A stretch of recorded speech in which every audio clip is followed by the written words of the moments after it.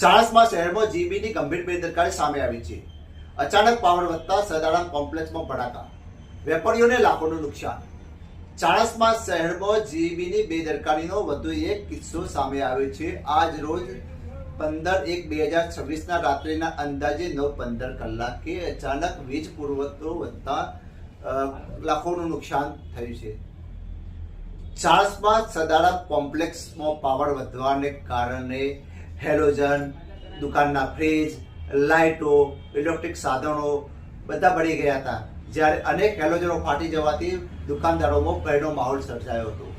Sadaram કોમ્પ્લેક્સના દુકાનદારોએ media સમક્ષ વાત કરતા જણાવ્યું હતું કે આ જગ્યાએ અગાઉ પણ વારંવાર પાવર વધવાના કારણે ભડાકા થયા હતા। અમારી લાઇટો ઉડી જાય છે, પંખા બળી જાય છે। આજે ફરીથી વધુ પડતો પાવર વધતા અમારા ફ્રીજ, લાઇટો, હેલોજનો બળીને નષ્ટ થયા, લાખો રૂપિયા નુકસાન થયું છે। દુકાનદારોએ વધુમાં જણાવ્યું હતું કે આ બાબતે અગાઉ પણ અનેક વખતે જીબીમાં લેખિત અને મૌખિક રજૂઆતો કરી હોવા છતાં કોઈ નક્કર પગલો લેવાય નથી, જેના કારણે ફરીથી આ નુકસાન ભોગવવાનો વારો આવ્યો છે। Sadaram complex Chanasma circle Mehsana highway ઉપર આ જીબીની બેદરકારીથી અમારા ફોક્સ, અમારો ફ્રીજ, અમારી લાઇટ, અમારી એલઈડી ટોટલ વસ્તુ ઉડી ગયેલી છે।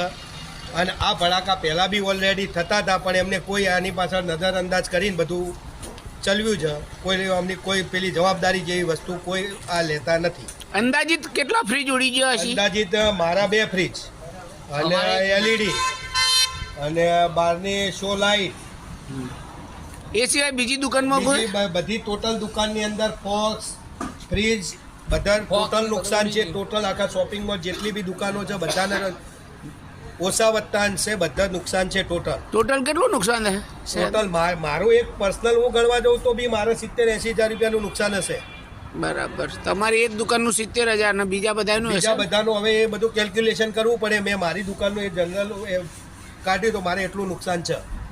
અને એની પાછળનો હજુ માલનો બગાડ અલગ, આઈસ્ક્રીમનું ફ્રીજનું ઉડી ગયું છે, એ આઈસ્ક્રીમનો બગાડ અંદર 20-25 હજારનો આઈસ્ક્રીમ પડ્યો છે,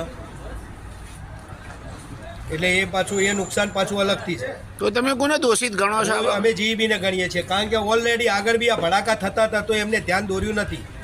એમને જો આ વસ્તુ વિચારી પહેલેથી કરી લીધું હોત તો આજે આ બનાવ ના બને। દુકાનદારોએ એક સ્વરે માગણી કરી કે જીબીની બેદરકારીને કારણે થયેલા લાખોની નુકસાનની ભરપાઈ જીબી દ્વારા કરવામાં આવે, તેમજ આવા બનાવ ફરી ન બને તે માટે તાત્કાલિક પગલો લેવામાં આવે। હવે જોવાનું રહ્યું કે આ ઘટનાને લઈ જીબી તંત્ર શું કાર્યવાહી કરે।